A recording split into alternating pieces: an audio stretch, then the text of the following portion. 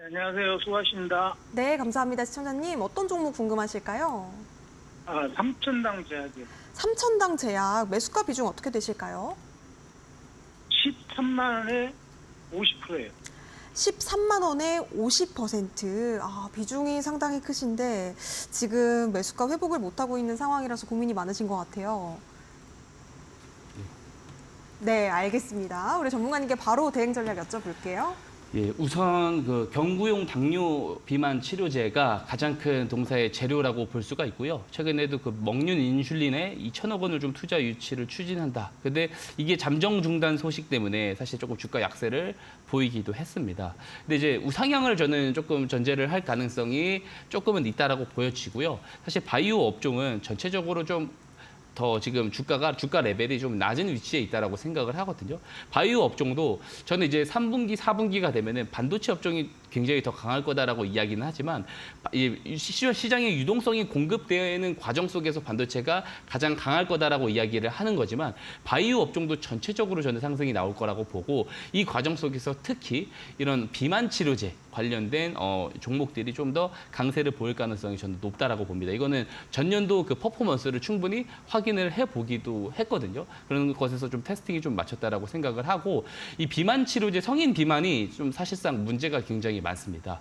이 부가가치 산업이 조금 상대적으로 없는 우리 대한민국이라는 나라에서도 성인 비만율이 상당히 많이 올라간 것이 사실이고요. 부가가치 산업이 굉장히 많이 발달이 된 미국 같은 경우 이제 코로나 사태 이후에 팬데믹 사태 이후에 사실 이 재택근무가 상당히 많아졌거든요. 이 재택근무를 하면서 이 성인 비만이 상당히 많이 올라가 있는 상황입니다. 그래서 이게 사회적으로 조금 문제까지도 제기가 되고 있는 상황이라서 이 부분에 대해서 사실 이 경구용 비만 치료제가 실질적으로 이 재료가 좀 진행이 되는 과정 속에서 퍼포먼스는 충분히 더 나올 가능성이 좀 크다고 보고요. 그래서 3분기, 4분기까지 조금 지켜본다라고 했을 때는 저는 직전 고점인 15만 원을 좀 넘어갈 가능성이 크다라고 저는 생각을 합니다. 다만 지금 시청자님 지금 보유 비중이요. 너무 높으십니다. 그래서 저는 보유 비중을요, 이 13만 원까지 반등이 나와서 시청자님 본전까지 왔었을 때는 한 비중을 20%까지는 조금 축소를 하자라는 의견을 좀 드리고 싶어요. 예, 지금 이제 유동성이 이제 분산이 되는 시기가 분명히 오기 때문에 여러 각 업종들의 포트폴리오를 좀 잘 구축을 해놓을 필요가 있거든요.